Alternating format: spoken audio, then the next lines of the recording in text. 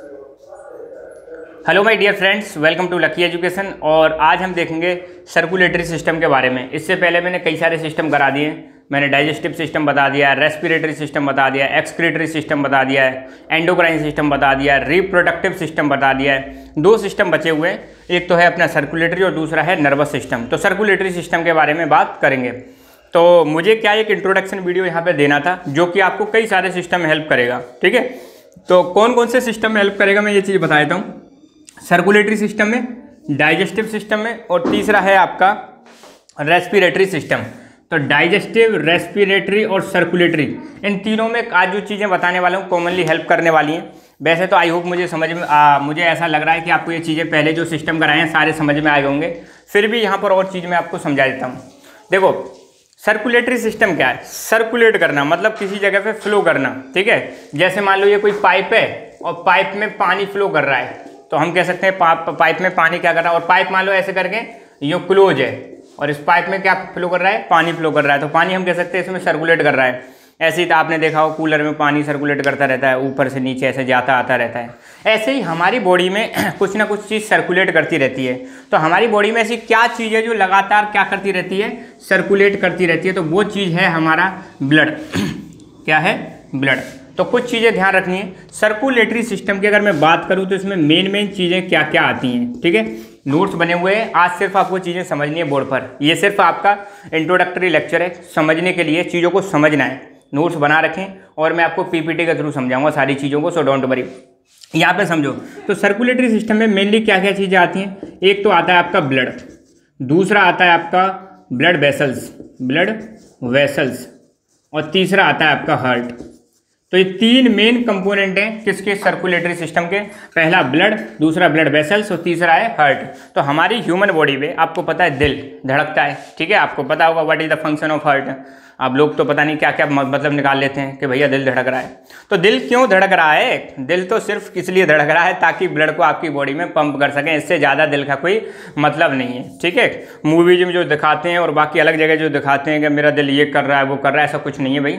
आपका दिल का सिर्फ एक ही काम है, जिस दिन से पैदा हुए हैं और जिस दिन लास्ट आपकी जो सांस, अंतिम सांस जो होगी उस दिन तक एक ही काम रहेगा, पंपिंग करना। हार्ट का काम क्या है? हार्ट का काम है ब्लड की पंपिंग करना। ब्लड को हार्ट क्या करता है? पंप करता है। कहाँ पर कम पंप करता है? पूरी की पूरी बॉडी में पंप करेगा। ठीक है, अब सर्कुलेटरी सिस्टम का अगर हम काम पूछें क्या है, तो सर्कुलेटरी सिस्टम में क्या है? इसका काम है बॉडी में ब्लड का सर्कुलेशन करना। बॉडी में ब्लड का सर्कुलेशन करना। अब ब्लड बहुत इंपॉर्टेंट चीज़ है। अब हम देखें, अगर मैंने आपको बताया होगा तो, नहीं बताया तो देख लो। ब्लड, तो देखो एक चीज़ मैंने आपको बताई थी सेल वाले मतलब पहले डाइजेशन वाले चैप्टर में बताई थी कि जो सेल होती है हमारी बॉडी की सबसे छोटी, the smallest unit of the body क्या है? सेल। हमारे जीवन की निर्माण भी या जीवन की शुरुआत भी कहाँ से होती है? सेल से होती है। तो मैंने बताया था सेल में फूड का ऑक्सीडेशन होता है। सेल में फूड का ऑक्सीडेशन होता है जिसे हम रेस्पिरेशन भी बोलते हैं। तो सेल के अंदर मैंने बताया था एक तो आता है फूड। क्या आता है? फूड। जब डाइजेस्टिव सिस्टम में चीज़ें पच जाती हैं और पचने के बाद आपको पता है स्मॉल इंटेस्टाइन से उनको एब्जॉर्ब कर लिया जाता है, और एब्जॉर्ब करने के बाद वो ब्लड में मिल जाती हैं। क्या चीज़? फूड या न्यूट्रिएंट्स। और वो कहाँ पर पहुँच जाते हैं? वो पहुँच जाते हैं सेल के पास पहुँच जाते हैं। मैं दोबारा बता रहा हूँ, डाइजेस्टिव सिस्टम का काम है कि अपने जो भोजन है, अपने जो फूड है, उसमें जो कॉम्प्लेक्स चीज़ें होती हैं उनको सिंपल में ब्रेक करना, ताकि हमारी बॉडी उसको यूज कर सके, पचा सके। तो डाइजेस्टिव सिस्टम ने अपने उसको काम कर दिया। क्या कर दिया? खाने को पचाया है। अभी वो खाना यूज नहीं हुआ है। यूज कब होगा?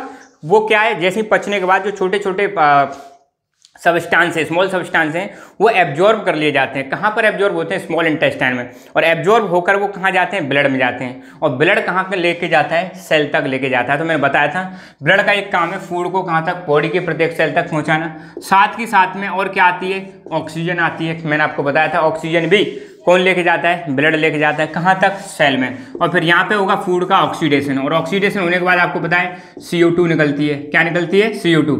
और क्या? एनर्जी निकलेगी, एनर्जी जो मिलती है, और वाटर। ये चीज़ मैं आपको पहले बता चुका हूँ। तो ये चीज़ आपको ध्यान रखना है कि बॉडी की प्रत्येक सेल में क्या हो रहा है? प्रत्येक सेल में फूड जा रहा है, प्रत्येक सेल में ऑक्सीजन जा रही है, इसका ऑक्सीडेशन हो रहा है। ऑक्सीडेशन होने के बाद CO2 निकलती है, एनर्जी और वाटर, ठीक है, एनर्जी जिसको हम यूज करते हैं, और कुछ एनर्जी सेल स्टोर कर लेती है। तो ये चीज़ तो आपको कॉमनली पता ही है। अब कॉमन सी चीज़ देखेंगे, ब्लड का काम क्या है, ब्लड का काम क्या है। तो ब्लड का बहुत इंपॉर्टेंट रोल है। अगर हमारी बॉडी में ब्लड की कमी हो जाए तो आपको पता है बहुत सारी प्रकार की बीमारियां हो जाती हैं, होती कि नहीं होती हैं। तो ब्लड तो हमारा, देखो हमारी बॉडी में हर चीज़ इंपॉर्टेंट है, हर चीज़ इंपॉर्टेंट है, मगर ब्लड तो आपको पता है बॉडी की प्रत्येक सेल तक फ्लो कर रहा है, हर सेल के लिए ज़रूरी है। तो ये तो बहुत ही ज़्यादा इंपॉर्टेंट है। अगर किसी ऑर्गन में ब्लड की सप्लाई कम हो जाए, हमने पहले वाले चैप्टर में पढ़ा था बीपी लो, बीपी लो में क्या होता है, ब्लड प्रेशर लो हो जाता है, ब्लड की सप्लाई धीरे धीरे पहुंचती है। अगर किसी ऑर्गन तक ब्लड ना पहुंचे, धीरे धीरे पहुंचे, तो दिक्कत क्या होगी, वहां पर ऑक्सीजन नहीं पहुंच पाएगी, वहां पर फूड नहीं पहुंच पाएगा, न्यूट्रिएंट्स नहीं पहुंच पाएंगे। और अगर किसी सेल को ऑक्सीजन नहीं मिलेगी तो सेल क्या हो जाएगी, डेड। और जब कई सारी सेल डेड होंगी तो वो जो पर्टिकुलर ऑर्गन है वो क्या हो जाएगा, काम करना बंद कर सकता है। ये हमने अपने पढ़ा था आपके पूर्व वाले चैप्टर में, पहले वाले चैप्टर में। अगर बीपी लो होता है तो कई बार ऐसा होता है, किसी किसी केस में तो डेथ हो जाती है। BP low is very dangerous, क्योंकि इसमें कोई ऑर्गन या तो टेम्परेरी या परमानेंटली काम करना बंद कर देता है। तो बीपी लो बहुत डेंजरस बीमारी है। तो उसमें हो क्या रहा है, सेल डेड हो जाती हैं, और सेल डेड होने लगेंगे टिश्यू डेड, टिश्यू डेड मतलब ऑर्गन डेड, ठीक है। तो ये चीज़ है। तो अब हम देखें ब्लड के फंक्शंस क्या, मैं समझाऊंगा सारी चीज़ें। ब्लड का पहला फंक्शन है आपका O2 एंड CO2, या हम कह सकते हैं ये जो गैसेस हैं इनका क्या करना, एक्सचेंज करना, O2 और CO2 का एक्सचेंज करना। देखो सेल तक O2 लेके आ रहा है, ले कौन आ रहा है, that is the important thing, उसको लेके आ रहा है ब्लड। ऑक्सीजन को कौन लेके आ रहा है, ब्लड। लेके कौन जा रहा है, ब्लड। अब आपको मैं यहाँ पे बता देता हूँ, हमारी जो ब्लड वेसल्स होती हैं वो मेनली दो प्रकार की होती हैं, एक तो होती हैं आर्टरी और दूसरी होती हैं वेन्स। जनरली आर्टरी में ब्लड फ्लो करता है ऑक्सीजन वाला, और वेन्स में ब्लड फ्लो करता है CO2 वाला। अगर या फिर हम कह सकते हैं आर्टरी में ऑक्सीजनेटेड ब्लड फ्लो करता है। कैसा ब्लड फ्लो करता है, ऑक्सीजनेटेड, मतलब ये है उसमें ऑक्सीजन वाला ब्लड फ्लो कर रहा है। या हम कह सकते हैं कि आर्टरी में प्योर ब्लड फ्लो करता है। कैसा ब्लड फ्लो करता है, प्योर ब्लड फ्लो करता है। वेन्स की बात करें, इसमें डीऑक्सीजनेटेड ब्लड फ्लो करता है, डीऑक्सीजनेटेड ब्लड फ्लो करता है। या हम कह सकते हैं इम्प्योर ब्लड फ्लो करता है। कैसा ब्लड, इम्प्योर, क्योंकि CO2 को हमारी मतलब CO2 की जरूरत नहीं है, इसको बाहर निकालना जरूरी है, बाहर निकालना जरूरी है, ये बहुत ज़्यादा डेंजरस है, ठीक है। तो वेन्स में जो ब्लड फ्लो करता है वो कैसा है, CO2 वाला। आर्टरी में जो फ्लो करता है वो कैसा है, O2 वाला। और एक और होती है कैपिलरीज, ये छोटी छोटी होती हैं, बहुत छोटी छोटी स्मॉल्स, यहाँ पर दोनों चीज़ें फ्लो करती हैं, ठीक है। अच्छा, ये चीज़ हो गई। तो ब्लड के बारे में हम डिस्कस कर ही रहे हैं, हालांकि ब्लड में हम डिटेल में जाएंगे, तो आज हमारा सिर्फ इंट्रोडक्शन लेना है।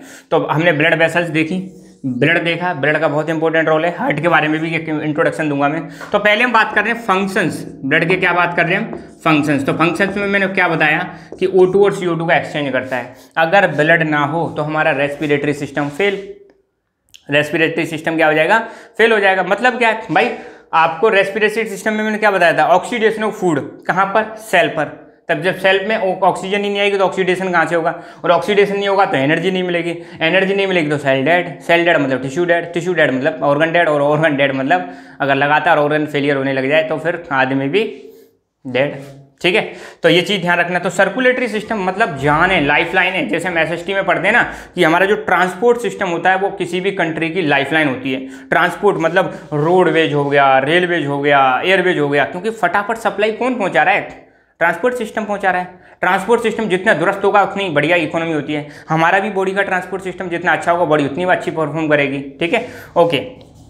दूसरा इसका काम है न्यूट्रिएंट्स को लाना ले जाना। आपको पता है खाना हमने खाया, खाने के बाद वो पेट में डाइजेस्ट, मतलब सॉरी स्टमक के बाद स्मॉल इंटेस्टाइन, लार्ज इंटेस्टाइन, मतलब यहाँ पर इसका क्या होता है, डाइजेशन होता है। डाइजेशन में पूरा समझा चुका हूँ। तो डाइजेस्ट होने के बाद जो अनवांटेड फूड है या फिर कह सकते हैं अनडाइजेस्टेड फूड है उसको तो पास कर दिया जाता है लार्ज इंटेस्टाइन में, और जो काम की चीज़ें न्यूट्रिएंट्स हैं वो स्मॉल इंटेस्टाइन से एब्जॉर्ब होके कहाँ पहुँचाई जाती हैं, सेल तक पहुँचाई जाती हैं। तो हम कह सकते हैं न्यूट्रिएंट्स का ट्रांसपोर्टेशन करता है। क्या करता है, न्यूट्रिएंट्स का ट्रांसपोर्टेशन, या हम कह सकते हैं फूड का ट्रांसपोर्टेशन करता है। कौन ट्रांसपोर्टेशन करता है, ब्लड करता है, ये ब्लड का ही काम है, ठीक है।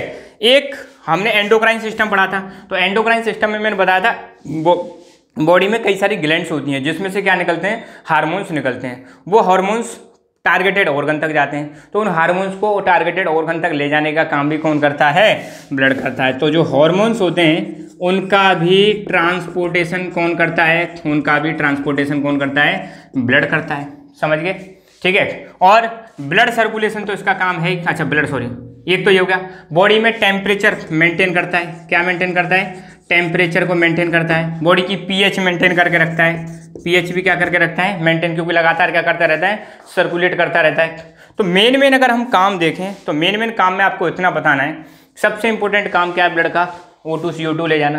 दूसरा इंपॉर्टेंट क्या है? क्योंकि ये O2 CO2 ले जाएगा तभी मतलब बॉडी काम करेगी। खाने को क्या करना? फूड जो न्यूट्रिएंट्स हैं, छोटे छोटे जो सिंपल सब्सटेंस हैं, उनको ट्रांसपोर्टेशन करना। हार्मोन्स को ट्रांसपोर्टेशन करना। टेम्परेचर को मेंटेन करना। बॉडी की पीएच मेंटेन करना। ये सारे काम है किसके? ब्लड के काम है। तो ये चीज़ आपको ध्यान रखनी है मेन। बाकी तो हम डिटेल्स में पढ़ेंगे बहुत सारी चीज़ें, ठीक है। अच्छा, अब मैंने बताया तो जो हमारा सर्कुलेटरी सिस्टम है, सर्कुलेटरी सिस्टम का मेन काम क्या है? पूरी बॉडी में ब्लड सप्लाई को मेंटेन करना। ब्लड की सप्लाई को क्या करना? ब्लड सप्लाई को मेंटेन करना। तो ब्लड की सप्लाई मेंटेन करने के लिए बॉडी में 3 चीज़ें, ये जो सर्कुलेटरी सिस्टम है इसके 3 पार्ट हैं। 3 पार्ट कौन कौन से हैं? एक तो ब्लड है, पहला इंपॉर्टेंट। दूसरा है ब्लड वेसल्स।